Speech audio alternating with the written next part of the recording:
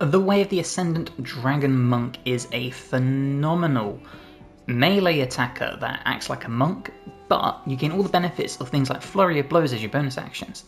But you can innately imbue your fists with all different damage types. It's phenomenal. You have dragon breaths and everything, so let's check it out. So of course, for this subclass to work, we need to start with the monk class. Now this will give you Flurry of Blows, like I said. It's as a bonus action using your key points, punch twice in quick succession. We also have Ki. These are your ability points basically to do abilities. Unarmored defense. So we're not wearing armor, we add our wisdom modifier to our armor class.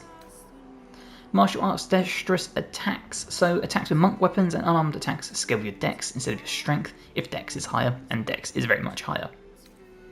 Martial arts death strikes. Attacks with monk weapons and unarmed attacks deal 1 to 4 bludgeoning damage unless their normal damage is higher. Bonus unarmed strikes. So after making an attack with a monk weapon or while unarmed, you can make another one as a bonus action. As well as strength and dexterity saving throw proficiencies, and then proficiencies with simple weapons, short swords.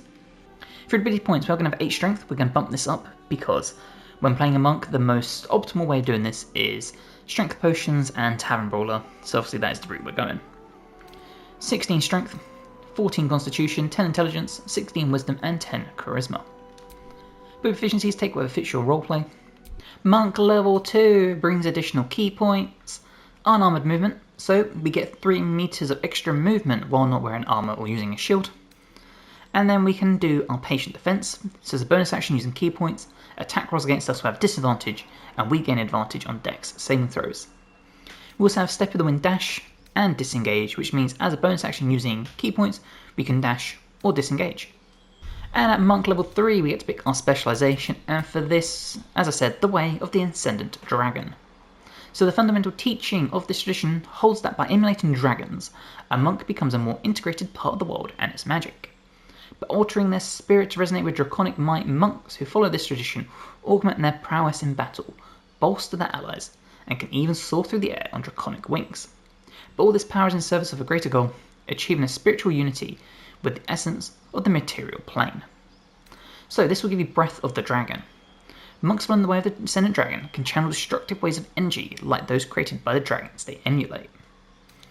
Draconic Presence, you can use your reaction to gain advantage on the next intimidation or persuasion check, but this is only once per long rest. And then Draconic Strike, and this is what I was talking about at the start of the video. You can change the damage type of your unarmed attacks to Acid, Cold, Fire, Lightning or Poison, which is huge. And then Breath of the Dragon.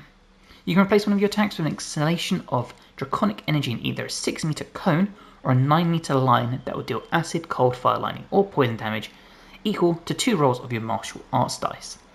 Again, awesome ability to have here. And you can see the Disciple is what we get to choose from. This will be what you imbue your attacks with. And then we can also spend 2 key points to recharge our Breath of the Dragon if we run out of uses.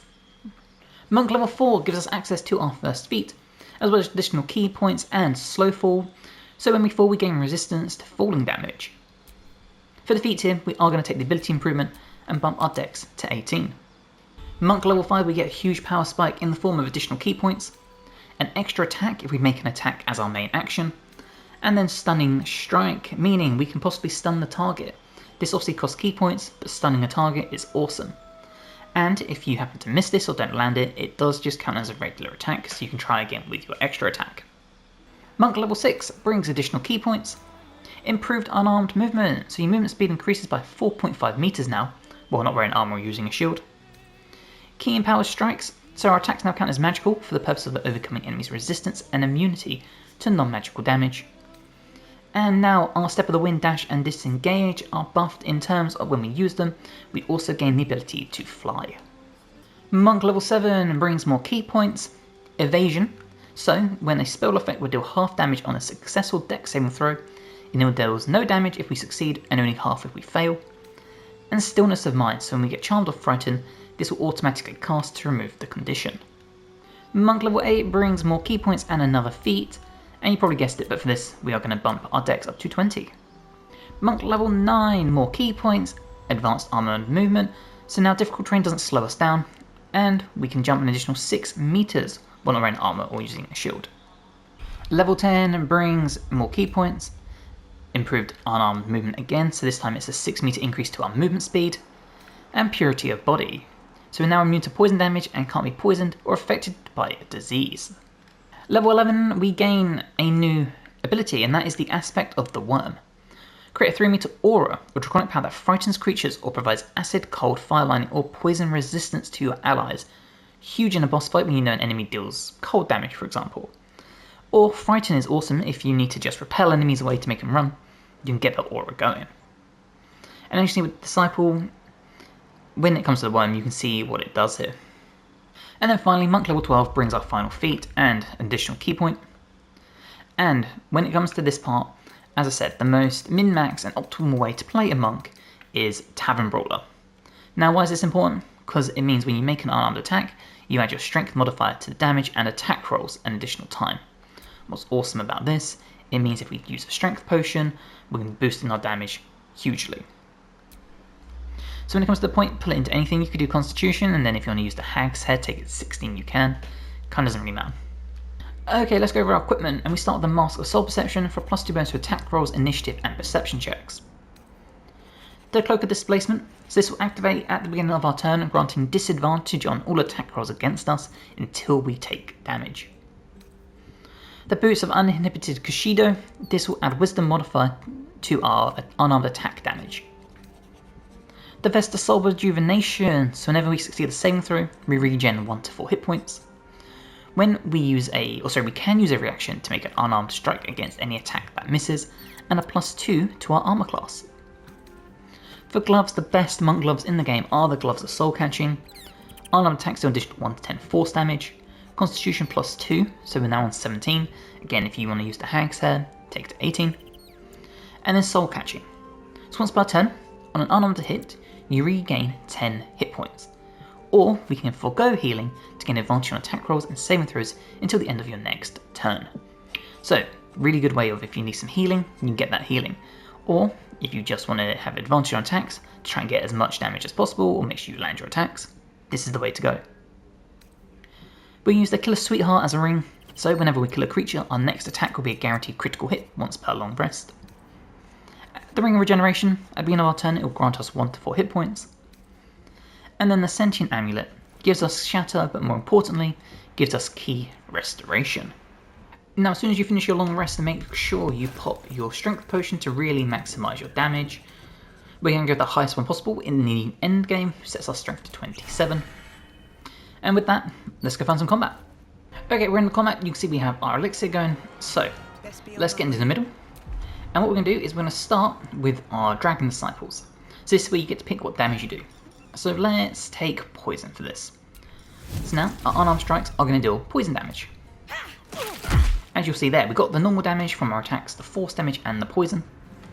And it means, as our extra attack, we can keep whacking this out. And then, because we have our bonus action, Unarmed Strike, we can finish off the enemy. So we can really pile out the damage with this. And of course, if we wanted to, we could change our Disciple, or our Discipline I should say, sorry, change it to Fire. So now we're going to deal fire damage on our attacks.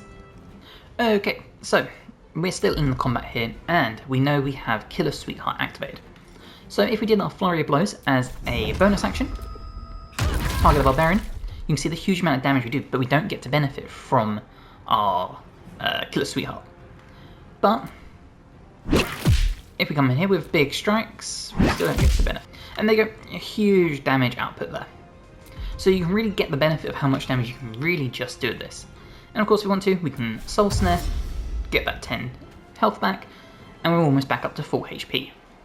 But we have our other dragon abilities we can do, so let's do our Breath of the Dragon. We can do this in a line or in a cone. So as you see, the cone of the radius is this, and when it comes to the line, it is this. So if we do this on the line, and there you go, we activate our Executioner, so now our Killer Sweetheart ring will work. Meaning, for example, if I come here, we are going to step away from the Barbarian, but we're going to come here, we're going to Flurry of Blows. You see it doesn't benefit from Executioner. If we stun and strike, for example, that also doesn't count. Now you see we healed up thanks to our ring, and if we come here, we've got enemies in a cone. So let's change to some cold damage. We will do our cone, when I pick the right one. Hit both of these guys. And there you go. Now, unfortunately, they took no damage. And then we can run in here with our regular fist attack, deal cold, normal, and force. And of course, that still frees us up with our bonus action, using our key points to finish off the enemy. So you can really see the huge amount of damage output you get just from doing this build. And at this point, it's really just a case of ending the fight. So we can strike 1. We can strike 2. And again, key points, flurry of blows to take the enemy out.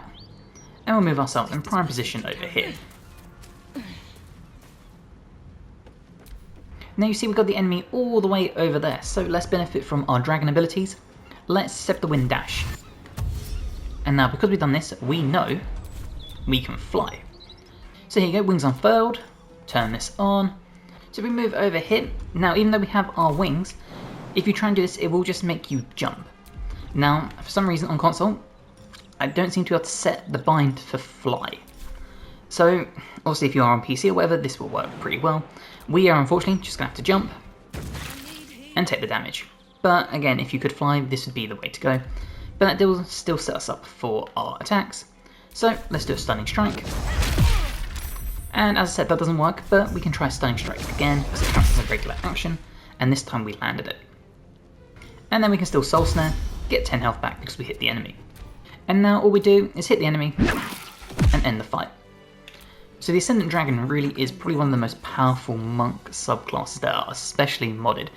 The being able to change your damage type is awesome because it means you can really pick and choose this based on the enemies you're fighting. Really does help with the sort of min-maxing of pumping out damage. So we hope you've enjoyed this build. If you have, please drop the episode a like, it helps me tremendously, and check the mod out if this seems like your kind of thing. Please subscribe to the channel as well if you enjoyed this. I've got more guides to Baldur's Gate, Path of Exile, Wu-Chang Fallen Feathers, Elden Ring, Oblivion, Dragon Age, basically all the amazing RPGs you could ever need. And hopefully I will see you in the next one. Bye guys.